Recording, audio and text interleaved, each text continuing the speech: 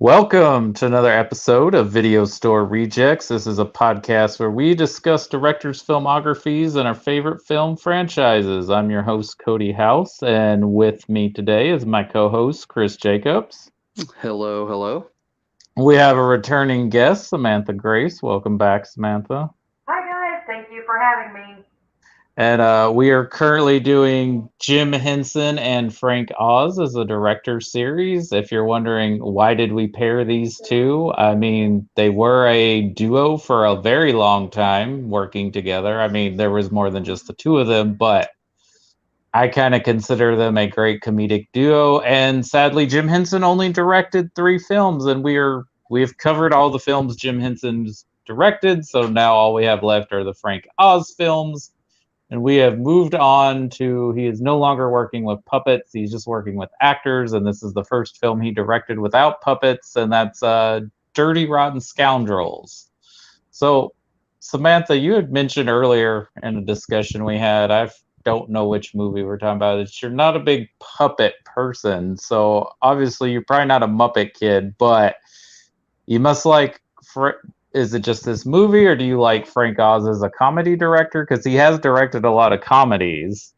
Yeah, so Frank Oz to me, it's not so much about the puppets. He's really good at comedies. Some of my other favorite films of his is Little Shop of Horrors, which does have a puppet, has a It big does. man-eating puppet, and then I also love Death at a Funeral. Yes, That yes, that movie, one's hilarious. it's almost pure perfection. I absolutely love it. You know, I may not be a Muppet puppet person. However, I can respect the art form of, the Muppets. And I understand, a good director. And I feel like what Frank Oz brings to the table with those films, he really does actually the spirit of all of that. Like I think with Jim Henson passed, and we're still going forward, he left them in very capable hands with Frank Oz. So even though puppets and Muppets aren't really my jam, I'm not, like anti Muppet or puppet that no one else can enjoy them.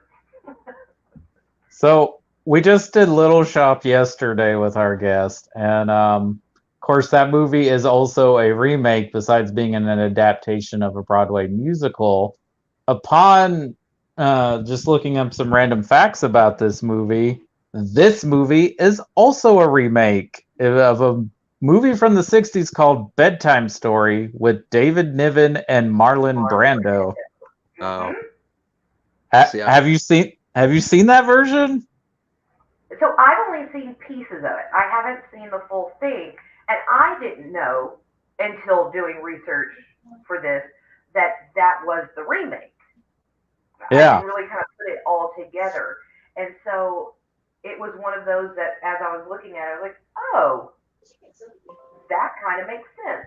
And then also this film being turned into a Broadway musical, it kind of like, all right, Frank Oz, I see you. uh, Yeah, and I didn't really get a lot of details, but it sounds like the film from the 60s wasn't a comedy, like like this one is, but it has the same screenwriters. Like when they decided to develop this movie, they got them involved to write it again. Yeah, So it was kind of weird because that's the whole reason this thing even like got off the ground was the Dancing in the Street music video with David Bowie and Mick Jagger. yep, ooh, that's who they wanted to star in this movie. So, and no disrespect to either one of those men, but I can't see that being a comedy with the two of them in it. Yeah, like David Bowie could have possibly pulled it off, but I feel like Mick Jagger would have hammed it up a little bit too much, even though Mick Jagger is actually a pretty good actor in his own right. But right. it's just as far as the movie I know and love, I don't think I would know and love it with David Bowie and Mick Jagger in it. Bowie What? totally been Kane's character though. Like, yeah, right. David Bowie would have been the Michael Caine role, and I guess Mick Jagger would be the Steve Martin role. I just don't know because the only thing I've seen Mick Jagger in is some cheesy Emilio Estevez movie called Free Jack, where like he was a race car driver and he died and then he ended up in the future or something. I don't know. You should watch, and it's not this great, but he's actually pretty decent in it. The original Ned Kelly. Oh yeah, that's right. He is in that. Yeah. But apparently, I don't know what happened. I guess productions or issues, and David Bowie decided, nah, I'm gonna go do The Last Temptation of Christ with Martin Scorsese and play Pontius Pilate, which he's actually really good in that movie. Yeah, that film's a masterpiece. So I mean, that's a whole nother. How much time do we have? No, that's a whole nother diatribe that I could that's go on the on. watch list. I have not seen that yet. Oh well. I agree with Samantha. It's a fantastic movie. It's nowhere near as bad as its controversy, but it's only controversial because it's a movie about Jesus, and it's based off a book. It's not even based off the Bible. It's based off a fictional book that questions, because Jesus was a man, what if he was tempted? Oh, spoiler alert for you for this old movie that's like 35 years old. It still ends like every other Jesus movie. Gotcha. Yeah, I've seen the memes. Matter of fact, it's funny that you bring this up because Lindsay was like, "Hey, this movie this meme is made out of. We need to see that." And I was like, "Oh yeah, we do." Just in passing, and then it comes up again on Easter. So I'm like, "Wow, maybe that's a sign that I need to go watch The Last Temptation of Christ." Well, the hardest thing will be buying Harvey Keitel as a Jewish as Judas. Hey, I'm Judas. Is it as bad as his portrayal in the Duelist? Yeah, it's kind of on point. Okay. It's just no disrespect to him. He's just a very Brooklyn, New York Italian man, and right. I mean, it would be kind of the same thing as Matthew McConaughey being Judas. Like, all right, Jesus. All right. So, like, I love you, and I don't want you to change ever, but it would be like, oh. Apparently, they thought about casting John Cleese and Eddie Murphy in this together. There was even talk of Eric Idle and Michael Palin. Like, they were kind of almost playing with an idea of another, like, Monty Python or even a fish called Wanda. A fish called Wanda. Yeah.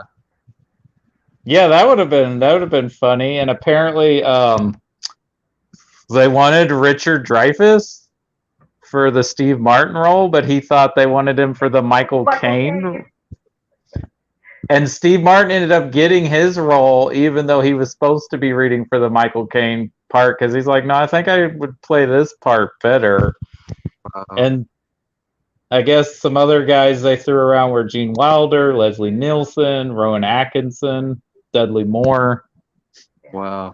Which actually, I kind of looking at it, Leslie Nielsen wouldn't have been terrible in it, because I love Leslie Nielsen.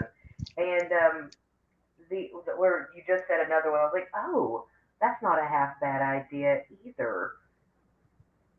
Who was the last one you named? Dudley Moore, yeah. Moore. Yeah, I think that they would have done a pretty good job with it. But I mean, again, it's the movie we know. We know Michael Caine. We know Steve Martin. You know, we could go back and forth all day long of like, what would it have been with? And we'll never know. But I'm so happy with this movie because when I think of comedy greats, I don't necessarily think Michael Caine. Like, I don't put him in that role of like, you're hilarious. And while he plays the straight man, there's also a lot of comedy in that role too. With all the different little accents that he pulls and just the looks. I mean, he's brilliant. He's absolutely brilliant.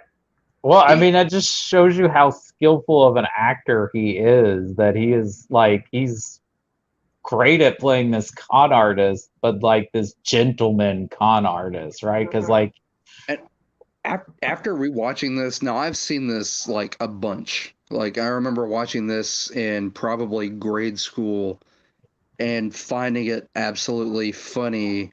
And as I've watched it over the years, I've gotten all of the jokes and the nuances and the subtleties and and you're right. Just I watched it last night for today's show, and I was like, wow, Michael Caine is just brilliant in this. And I after we were done, I turned to Lindsay and I was like, you know what? They're both despicable, but he was the good guy in this, believe it or not. After watching it, um, um, brain fart, his opposite. I've had 2 beers, guys. Sorry. It's, Sunday The afternoon. Steve Martin character. Steve Martin, thank you. Wow. But his character was so horrible. Like, and I don't know why it hit me. I don't know why it hit me like last night. I've seen it multiple times and I find it hilarious. But for some reason, last night, I was like, damn, his character is just like the most despicable person ever. Well, when we find out, eventually that they're being conned, Michael Caine's like, I only con rich women that are like, terrible people. I don't con innocent, decent people, like I con these women who have more money than they know what to do with. Like he's unethical, but he has a few ethics. He's I guess honor among thieves. Yeah. Oh, and Lindsay's here. Hey, Lindsay. In and out of here, but I am here. I enjoyed watching this. Well, it's kind of like a code, like the code of honor. Like, yes, like you were just saying, like the honor amongst thieves. There is this kind of code that Michael Caine's character does have of like, we only rip off the rich women who are like born housewives.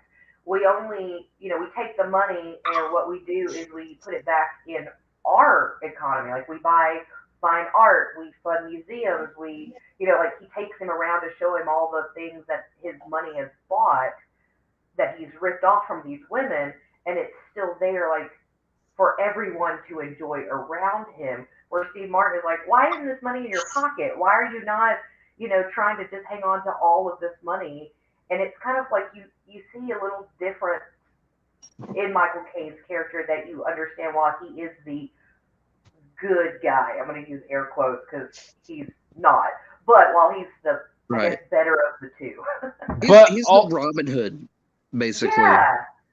But also, besides him being having a bit of a code of who he cons, he's also like the big league professional. Like he's gonna get a big paycheck when he cons, and these are elaborate cons. Like he's a prince of some foreign country trying to help freedom fighters, whereas Steve Martin's getting like chunk change from these women. He's like, he's bragging about $20 when he gets into the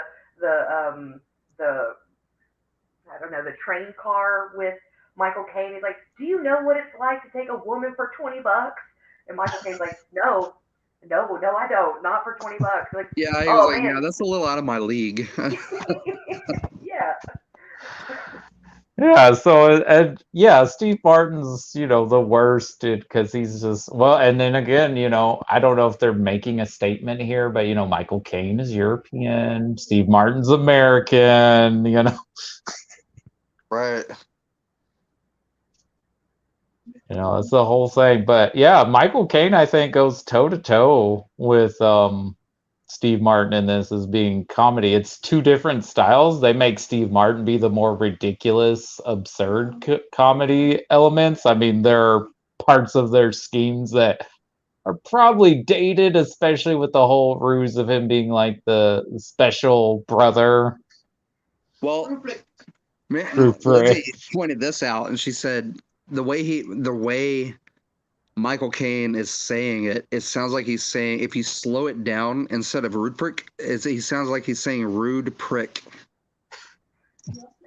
And that's basically what he's being, is a rude prick. Yeah. Relentlessly.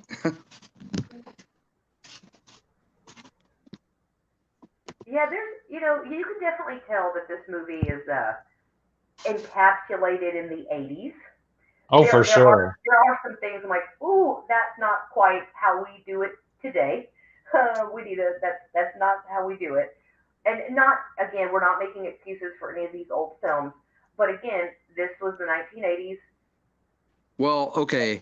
It's not, This is the I hate way everybody always goes back. It's a different time, but we're looking at it through a different lens. the way I see it is if you can watch these films and you can pinpoint what's bad, like what's not cool, and you're aware of it, then I think you can pass on watching it and maybe enjoying it a little bit. Like, because there are movies that Animal House, okay? We don't have guilty pleasures on this show, but I think I find parts of Animal House just freaking hilarious, and I love the cast and everything. But I also understand that it has not aged well. There are things that entire movie is just one big ball of what shouldn't be allowed, But I mean, it's a comedy classic in my eyes. But I Oh, think if it you can, is. It is, and there's definitely things in that film that's dated, but there are definitely imitators that came after that movie for decades to come that have aged even worse right. But because I it's not but as funny of a movie.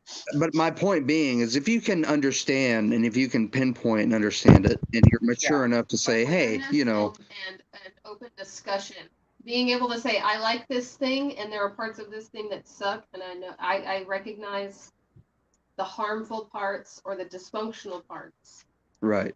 is a big step for a lot of people. Because a lot of people want to be like, well, you can't make any old movie today because people are. I'm not going to use the W word, but you know what it is. Yeah.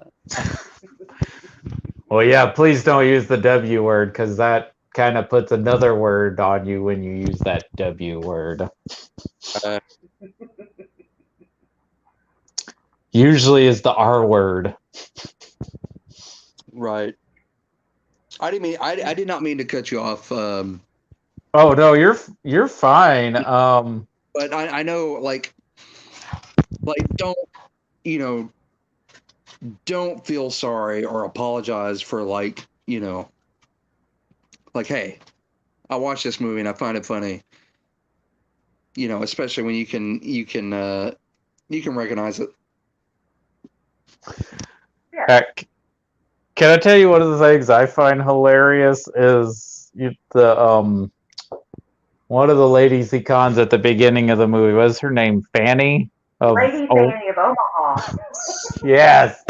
She's hilarious. And then when she sees Steve Martin on the airplane, oh, are you one of his agents? I fund your mission. Oh, for Omaha. Like, okay, Which Omaha, Call me calm down. Lady Fanny. smooth is where they're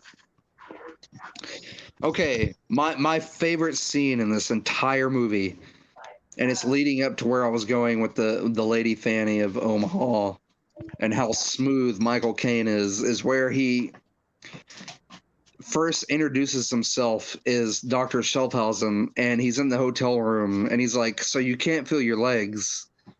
And he's like, "Nope." Yeah. So he tickles his feet a little bit, and he's like, "No, no, I'm good," And then he pulls out that rod from the flowers, and he's just beating his legs, and that whole scene just has me dying, just laughing every time. I love it.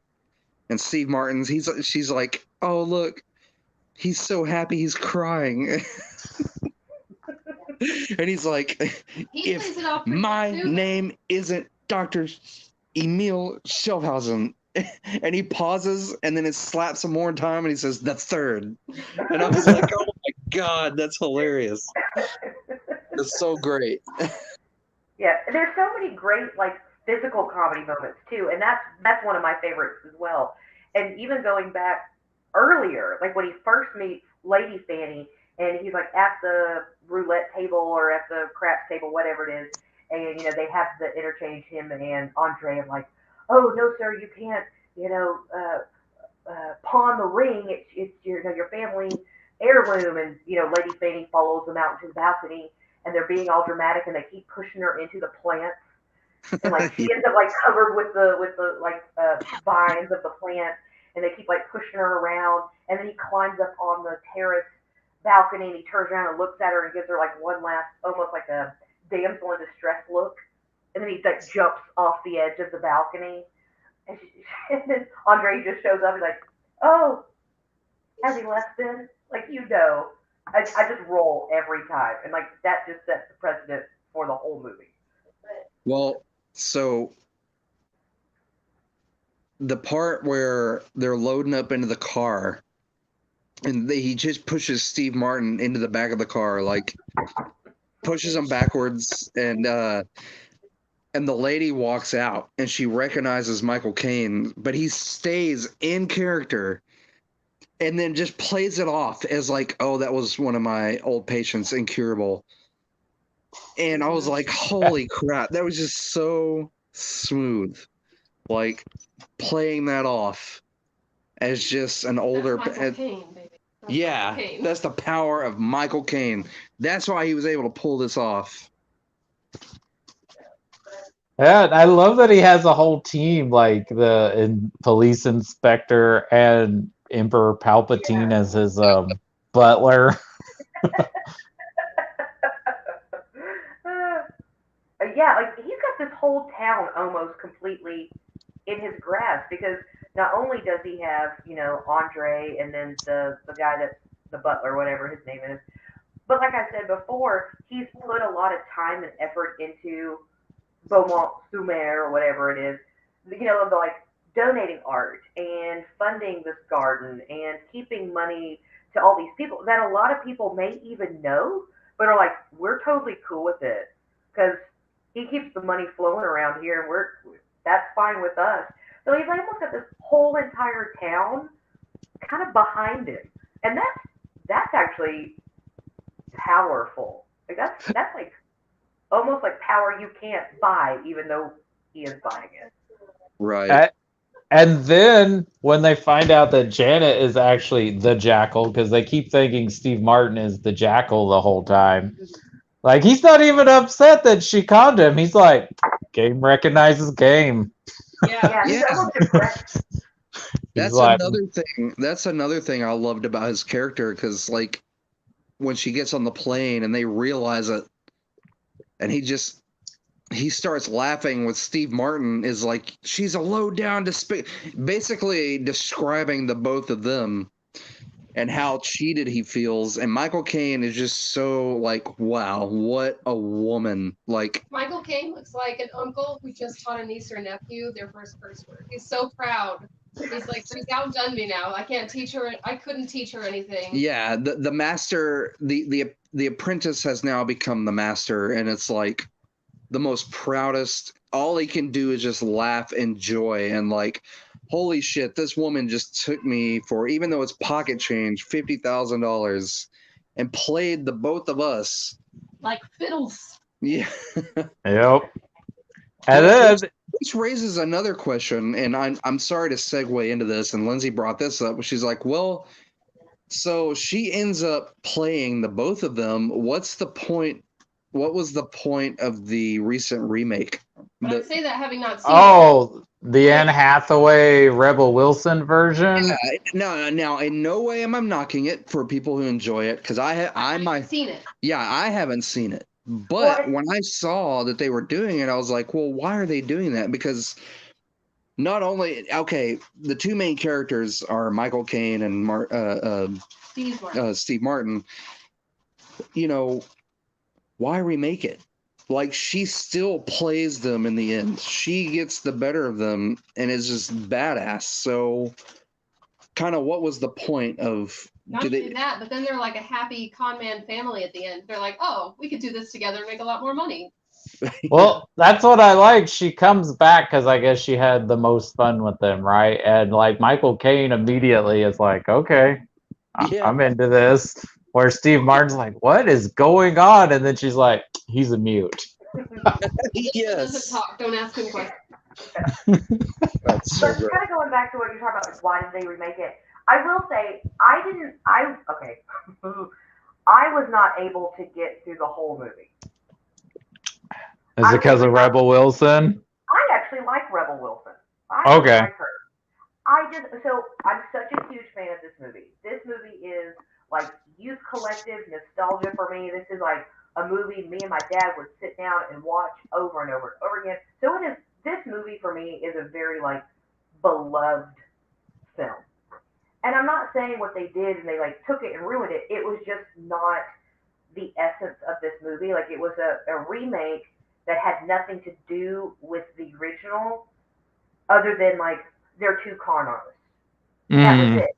It had nothing to do with Steve Martin's character or Michael Caine's character. It had nothing to do with Janet Colgate's character. It had nothing to do with any of the previous characters. Like the first movie had nothing to do with this one, other than they ripped off the plot. And we started gotcha. watching it, Same and it was plot, just reverse roles. and the problem with it is where the first one works so well because Michael Caine plays it so earnestly and so truthfully and so suave. And Steve Martin, while he's funny, he never goes full camp. There's still Yeah. a character that's rooted in reality. Neither one of them did that. It was automatically, I'm going to talk like this and play like arms. I'm going to do something wacky and crazy. And it was like a whole hour and a half of that. And like, that's not what this movie's about. This movie Hmm. isn't about who's going to be the funnier person right now. That's not what we're doing. And that's why that movie didn't really work that well. And that's honestly why I turned it off. Is not because I thought either one of the actresses are bad, because I like Rebel Wilson and I tolerate Anne Hathaway. Okay. Well, I said what I I said, thought that come for me. I saw bits and pieces of Overboard, the Overboard remake, and I kind of felt the same way. I was like, okay, it's the same plot. It's just kind of like role reversal, but Uh-huh. they're pushing The goofy, zany, wacky part. they're pushing the zaniness of it. You can't just demand zany. You gotta. It's Yeah, natural and organic and. look, although I turned 40 this year, I don't want to turn into one of those people like, well, the original is better. Nobody can do the original, because I digress. The Dune remake was better than the original. Well, I mean, part of that is because the David Lynch version, no disrespect to it, because I actually kind of dig it. Like the second half of that second half of that movie got butchered. Like they like basically did the Sparks notes of the second, like of the last act of the book. But like as far as them like as far as David Lynch making artistic endeavor, I give him full like applause for that dude in the 80s. Like I'm like, hell yeah, dude, go for it. And this remake, I felt like it took what David Lynch was trying to do. It was like, here, bro, we're gonna lend you a hand and we're gonna honor you, and then we're going to make the source material even better. And it felt like they weren't trying to outdo the original. They felt like they were trying to honor the original. And again, Right. that's the problem with the remake. They were trying to outdo the original, not honor the original. And honestly, that's why it sucked. Yeah, and no, I wasn't trying to throw shade at Rebel Wilson. It's just sometimes in the movies they make her the same thing they do to Melissa McCarthy. Oh, just be over the top and fall down. It's funny, Just be the archaic fat friend. Because that's funny. We love that. And we typecast you. We only want you to do that. We don't want you to do anything else. Just do that. And I feel like it's not Rebel Wilson's fault. no. And you know what? Everybody has their opinion. I just said I tolerate Anne Hathaway. Like, you don't have to love Rebel Wilson if you don't want to. Throw all the shade you want. No, I wasn't trying to throw her shade. It's just that I was just explaining what they do to her. But I tell you, I more than tolerate Anne Hathaway. I think people real quick, they are were mean to her. They were both talented to a point that they're where they're at now. I mean, they're making millions. That's true. They're making millions more than I ever will. So, Yeah. But anyways, we're not here to talk about Anne Hathaway and Rebel Wilson. Fair enough. We're here to talk about Steve Martin and Michael Caine. Yeah, Michael Caine and Michael Caine. The first time I saw Michael Caine in anything was Miss Congeniality, which is already like the premise is a ruse, right? Yeah. Just real smooth all the time. That's what I appreciate about him. And this was, let's see, was this pre Jaws 4 or post? It's post Jaws 4. This is 88. Jaws 4 is 87. Like, wow, he looks different. Well, they purposely tried to make him look closer to Steve Martin's age, which is funny because Steve Martin's always been gray, so he probably could have looked around Michael Caine's age. Right. But they wanted them to look like they were about 40 instead of like, because I think Michael Caine is like 55 here. Whoa. Okay, wow, I didn't realize it was 55 in this. Yeah, didn't he just turn like 90? Yeah, just goes to show you. I just looked at the picture of him now. He definitely looks older today. So Michael Caine is like the typical British man, where like from birth till he was 40, he looked like he was 50, and then from like 50 until when he dies, he's gonna look like he's 90.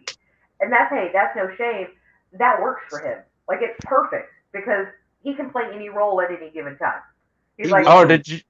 He Wilford Brimley.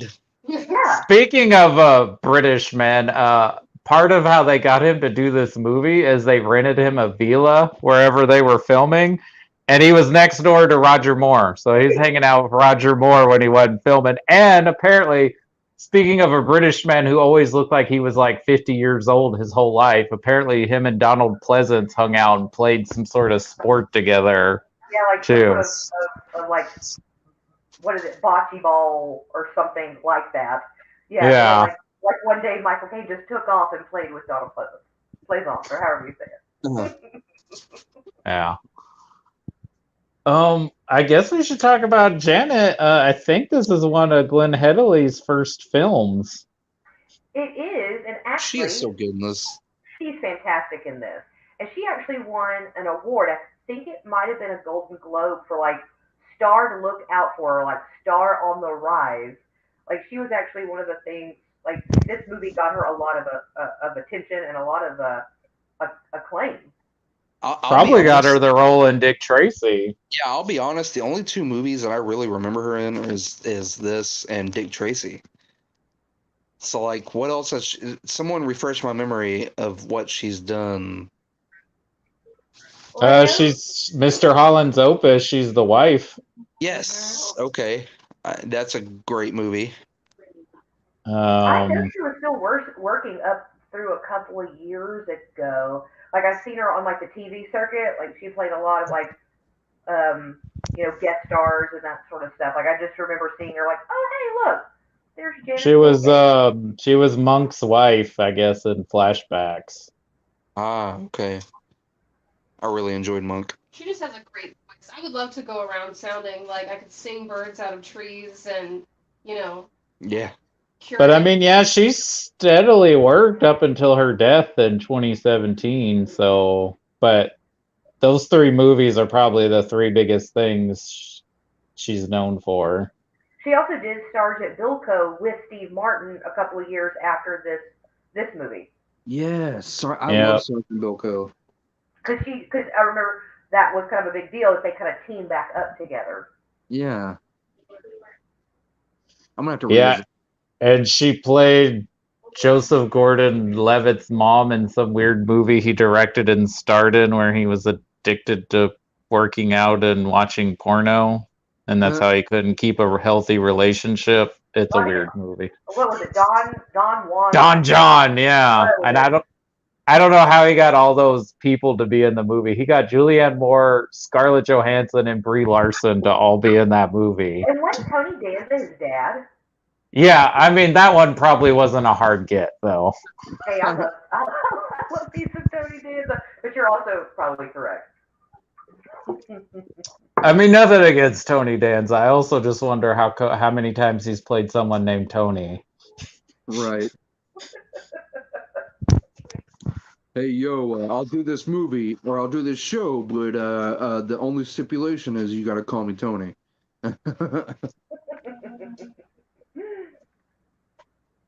Yeah, no disrespect. It's just, but yeah, she's great. They almost went with Sean Young, but I'm kind of glad they went with someone a little more less intense. That's a good way to put it. Yeah, someone that's got a little bit of a girl next door, but approachable vibe. Okay, when she said that she was the Soap Queen contest winner, I totally Yeah. bought that. When I first watched it, I remember that.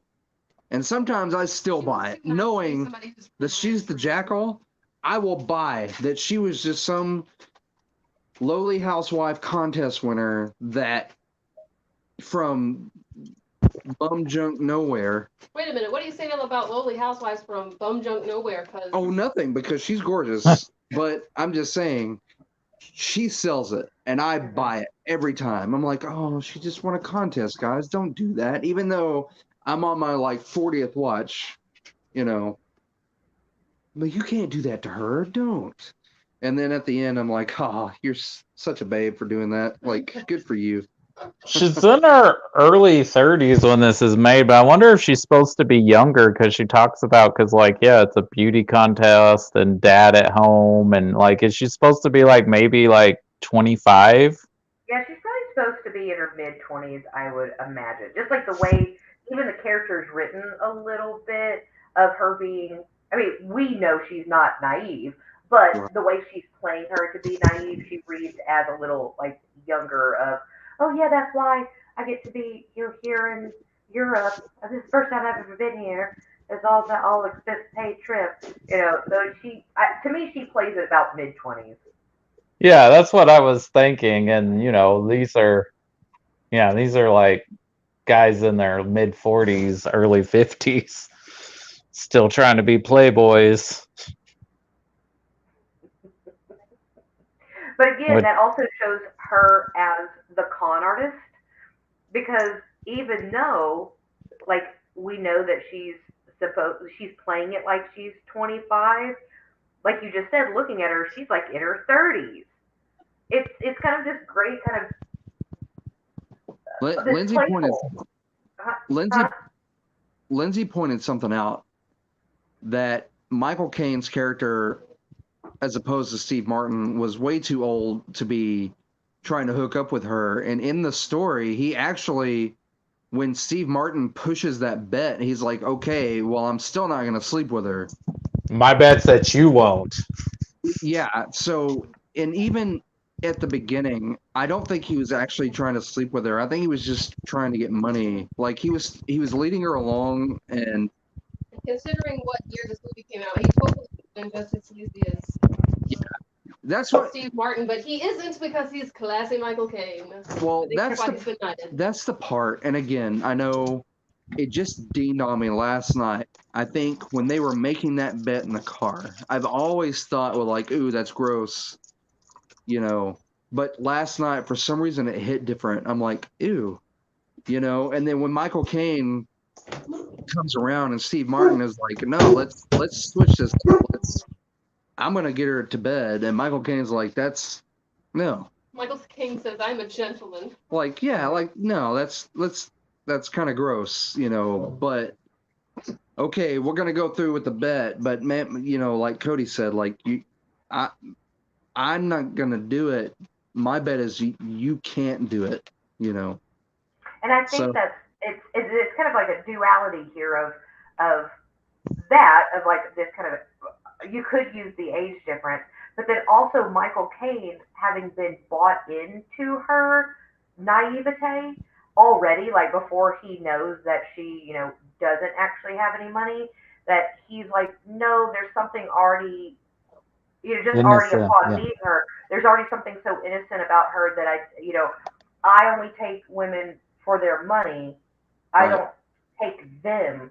And he's still using that. Plus, he's also seeing how young she's reading, how naive she's reading. And even though we know as the audience that, she's stringing them along with that he's already buying in and being baited and hooked, yeah, on her con. Yeah. Like it's so interesting to see it. Like once you know the outcome and you go back and rewatch it to see the moment that you know that she's working them and they're like biting it and eating right into it, and it's very interesting once you know the outcome. When you watch the movie the first, sorry, spoilers, the first time you watch it, you have no idea. But having watched it, gosh, 1,000,010 times, I love those moments of like, there it is, there So, it is. what got you to watch this movie? Was it just something you saw that your parents watched, or were you like, oh, Michael Caine, or oh, Steve Martin? Like, For me, it was a yes. movie I grew up with watching all the time. Like it's kind of Okay. part of a collective conscious. So I was born in '84. This movie came out in '88. My Mm-hmm. father loves this movie. Like when it came out, he would, again, different time. He thought the refrick stuff was absolutely hilarious. He would repeat it. Like I remember at one point in time when I was little, it was like a Saturday morning. He had two pot lids and he was just like banging them together, going Oklahoma, Oklahoma, Oklahoma, just in the house like a weirdo. I'm like, I'm gonna need you to not. So once we got it on VHS, we watched it a lot because my father loved it, and we just watched it, and it kind of became like, well, I like this movie too because I watched it so much. And when you're little, you kind of don't really understand the plot of it, but it just kind of one of those things of as I grew up watching it still, I was like, this movie is actually really funny. Like this is really good. I see why my dad liked it so much. And so it's just always been a movie I've been around. I'm gonna throw some shots out here. This is the much better version of Wedding Crashers. Oh yeah. Oh, for sure. Wedding Crashers is another movie that I find I'm there are parts that are funny and there are parts that are not that did not age well. But No, it has not aged well. And the MVPs of those movies is Christopher Walken and Jane Seymour. oh yeah, Now, yes, ooh, Jane Seymour. I forgot about her in that movie. I love her. Yeah, Yeah. but I mean, I guess Christopher Walken's the MVP of everything he's in. But But you know what? I love Christopher Walken. Don't get me wrong, but even on that one, it's kind of like he wandered on set. He's like, I think I'm supposed to be here. Y'all tell me when to hit my marks, and I'll show up. But other than that, y'all don't bother me. Like I'm here, but I can care less. and you mentioned that it did become a Broadway musical with John Lithgow. Do you guys know that John Lithgow shares a role that Frank Oz played? Hmm. Apparently, John Lithgow voiced Yoda in radio adaptations of the Star Wars trilogy. Yep, they're both Master Yoda. yes. I didn't know Also, that. not to get on my high horse here, but did you know that John Bon Jovi got his first singing credit in the Star Wars? It was the R2 and C-3PO Christmas album. I did not know that. He was a backup singer because they recorded it at his uncle's music studio, and he would come in and backup sing sometimes. So he got his first credit on his Star Wars album, No? and his real name is John Bon Jovia. Jovia. Yeah, He just dropped that last part, huh? He's like, yeah, just Jovi. yeah. Anyway, sorry. No, that's okay. And apparently Frank Oz is one of the police officers at the end where they take Steve Martin to the airport. Oh, nice. I love it because he's a police he's an officer in Trading Places and in Blues Brothers. That's And right, he is. and he graduated to warden in Blues Brothers 2000. Oh, good. And he's the executor of Christopher Plummer's estate in Knives Out. Yes. When he reads the will. Yep, yep. I forgot about that. Yeah.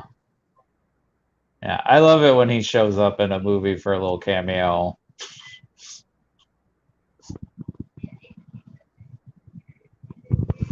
But what else do you have to say about this comedy classic? Comedy classic. You know, I think it's one of those movies that you really just said it. a comedy classic, but a lot of people don't know about it. I talk about it all the time, and people are like, I don't think I've ever seen that movie. Like, what? It's like a 1980s comedy staple, and a lot of people, it's weird because it's almost like it flew under the radar. Like a lot of people don't know about it as far as mainstream comedy.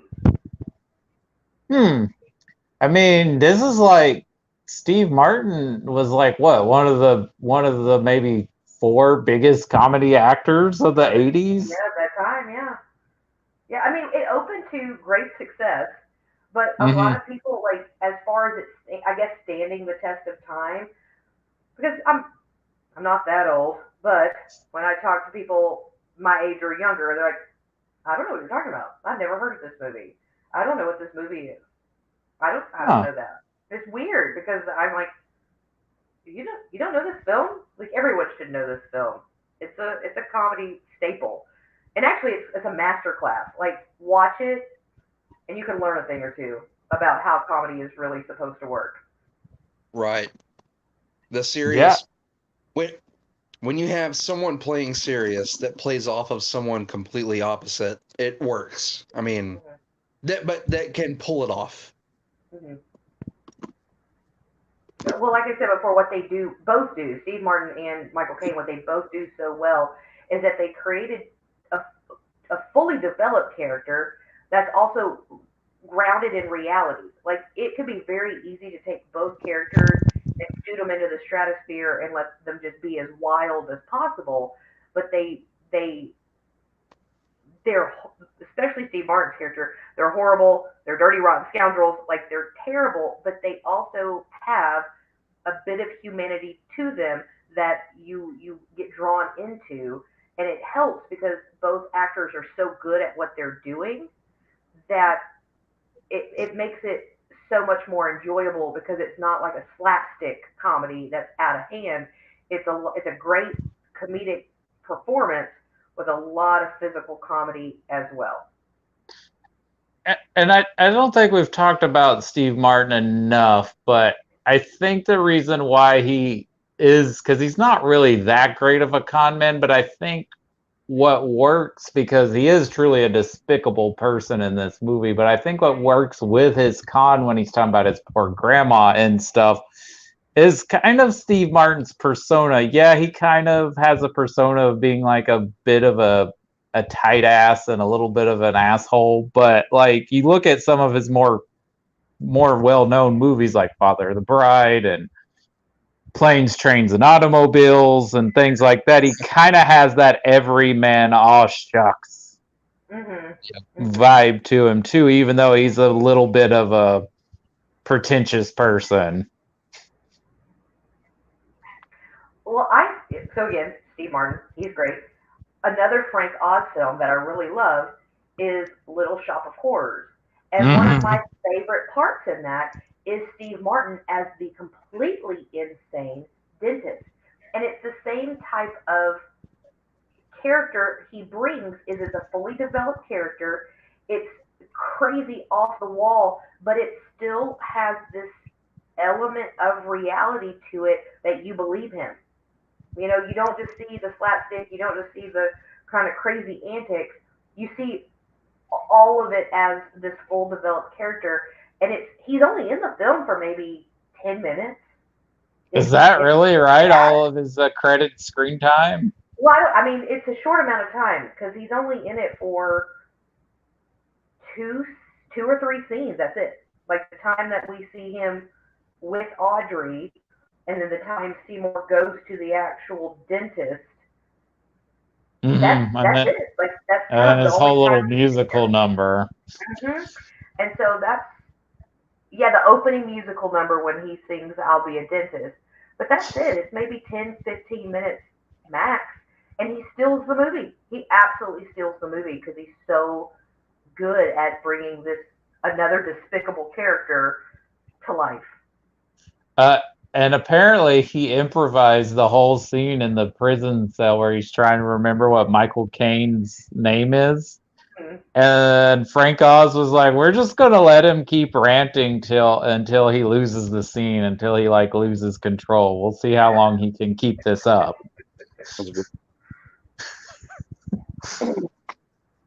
Yeah, it was said that Michael Caine and Steve Martin both improv'd a lot. Like a lot of the movie itself is just the two of them just like ripping and rolling and just going back and forth. And Frank Oz is just letting them because Frank Oz has put all his full trust in both of these great actors. And that's another reason that movie's so good is he just lets them go. He's like, go for it. And do you think he allowed that as a director because he was a performer first, or because he's just not that egotistical of a director? Oh, well, we got to say what's on the script, and that's how it goes. It's my way. No, I think it's because a performer. You can always tell a performer director, and he's a performer director. He's very good at taking the actors he has, really getting the best performance out of them, and just letting them go. And it feels very natural and organic because he's letting them do that. Like he's just letting them go. Another movie I talked about that's one of his is Death at a Funeral, and that Hmm. movie is so good because that is nothing but a masterclass in acting, and it from start to finish you're going to be rolling for all the right and wrong reasons. Yeah. And it's because I think he just let him go. He's like, we'll do a couple of takes. Then I'm just gonna let you guys play a little bit. Maybe we'll do a couple more. Maybe we'll leave it and come back to it. We'll circle back around. And I just kind of feel like he's got a very more. I mean, I've never been on set with Frank Oz, so I can't say this. But it feels like in his films that he has a more relaxed approach to how he pushes his actors to get exactly like what he wants out of them. Do you think that's Uh, a do you think that's a reflection of working with Jim Henson at all? Like working with the Muppets and like coming from a I don't know, just seeing it from a different point of view because working with puppets is probably a lot more strenuous with what they have to do and perform and sync with and stuff like that. So and it's probably a really tough job. So maybe he has an understanding of He just how has endless patience. an understanding of no. patience and how far he can push people and what they can do and uh And I think so, and because he's not like a quote unquote movie star actor, he's not one of those actor directors that. Because I've heard like people like Kevin Costner and Warren Beatty and some other actors who've become directors, like when they're not directing, they try to like still control the set. right. Yeah, I don't. But I I mean, it's kind of like going back to what you said, him being an actor as well as what a puppeteer. There is this kind of rigidity to it where you have to stay on script because your next performer is reliant on that because it's not like I'm looking at you and we're acting back and forth. I'm literally acting with my hand with a piece of felt on it. Like we have to hit those marks every single time. But then there's also because you're such a professional, I think there is the time to play as well that you get to kind of even improvise with that or that you're such a master at your craft that you can just like all right, we need to switch gears and we need to get wild or we need to do this, we need to do that you can recognize when something's not working for an actor. Like when you're trying to get something out of an actor and it's not working, that this isn't working for you. Let's back off. Let's come up with a different approach. Or y'all improv this scene a little bit and let's see what comes out of it. And maybe you kind of get a new breath of life into a scene or into an actor. They've been on set for 3, 4 months making this movie. After you've been on set for a while, the novelty wears off. So I'm sure there was a lot of days where he's like, all right, let's do something different today. well, also you're working with Michael Caine, who is and at that time was regarded as one of the best actors to be Hmm. working in film, and then you got Steve Martin, who is one of the top comedic actors of the time. So why not let them loose and see what they do? why not let them do what they do?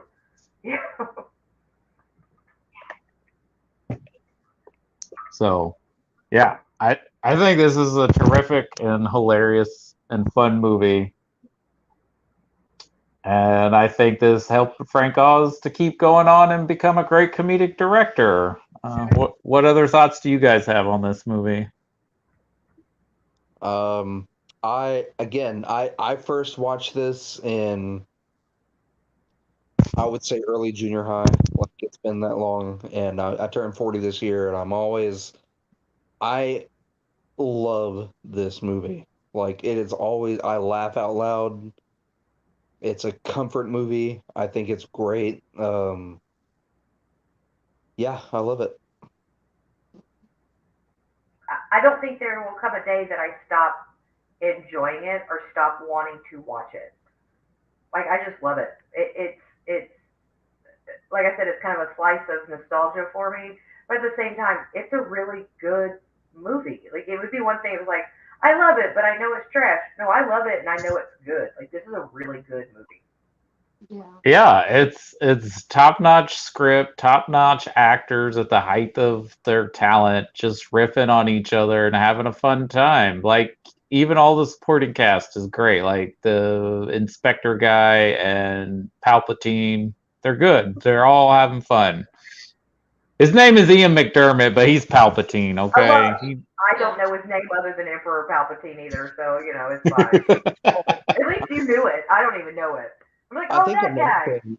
I think another thing is the concept and the matter of this film is it can be raunchy at times, like especially their goal of getting her Steve in Martin's bed Yeah. and some of the 100% jokes Michael and Caine. stuff, but it's done in such a way that it's not off-putting. Like it's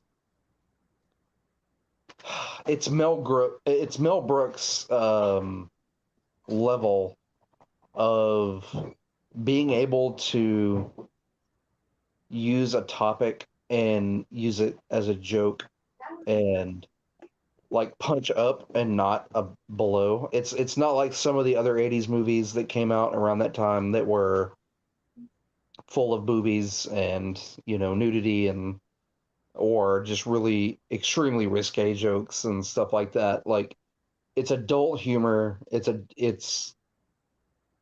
I don't know. It's It's just a such a classy comedy that has Real that classy. Like Steve Martin can't be in this movie. it's it's I mean it's just it's an elevated it's kind of going because it's a remake of a 60 movie. It's kind of a throwback to those like Italian sex comedies they used to make, right? Those melodramas. right. Like it doesn't really have any of that. It's just all innuendo for the most part. Yeah. And That's what I kind of throw it to is like one of those kind of movies they used to make like in the 50s or 60s over in Italy or France or something. well, like you said, it's elevated. And one thing that helps that is this script's actually really good too. Like the script itself is really well written. It's not like a string of fart jokes or boob jokes that some of those other late '70s, early '80s films really like led with. And so it is kind of one of those comedies that almost makes you think a little bit. Because, like I said, I've seen this movie 100 times, but every now and then I'll watch it and I'm like, I just caught that. Like I didn't put that together until right now. And it's not like a deep thinker by any means, but for what it is, it has a lot of layers to it for a silly little comedy. Yeah, and I love the bit where he thinks he's going to get rid of Michael Caine by having those Navy guys beat him up. And then it double crosses on him, and he's like, I'm a member of the Royal Reserves. Yeah, and Steve Martin ends up glued to a wall for 6 hours, which is probably less than he deserves, just a little bit. Yeah, I thought those guys were totally going to beat Steve Martin up, but they just glued him to the wall. That's not that bad. Apparently, they enjoyed his company because they were like, "Hey, we'll get together again." You know, he's like, this guy. see you He's a next great time. guy. Do you think that gluing him to the wall is kind of like a comment on his profession of like conning people out of things? Like, as long as we can see you and pin you down and we know exactly where you are at all times, then you're a good guy. You're cool. We can hang it. Yeah. We Which can is see so what you're doing. Yeah. Well, actually, that scene was actually Steve Martin's idea. He actually Oh. came up with them going, "Hey, y'all should glue me to the wall." It was his idea. So probably Interesting. it probably was kind of like one of those things of he literally can't leave because he's glued to the wall. Well, if nobody has anything else to say, I guess we've talked quite a bit and enough about this, I guess, underrated comedy, but I think it's terrific. And Samantha, thank you so much for coming on the show and talking it with us. I'm always happy to talk about any movie at any time. You can catch this on YouTube right now. I'll post it on Facebook and Twitter later. Chris and Lindsay, I think next week we'll do What About Bob around the same time. We don't have a guest for that one, so Next Sunday. yes. Okay. Yeah, we'll be. Yeah, let's do it. We'll be good for that. The next Frank Oz movie. Well, That's- everybody, if yes, No, go for it. No, close. Uh, We're good. everybody, whatever holiday you're celebrating today or not celebrating, whether it's Easter, Passover, Ramadan, enjoy the rest of that day and have a great week. And just thanks for watching. If you watch, have a great day. Thanks again, Samantha. You're welcome. Bye. Bye.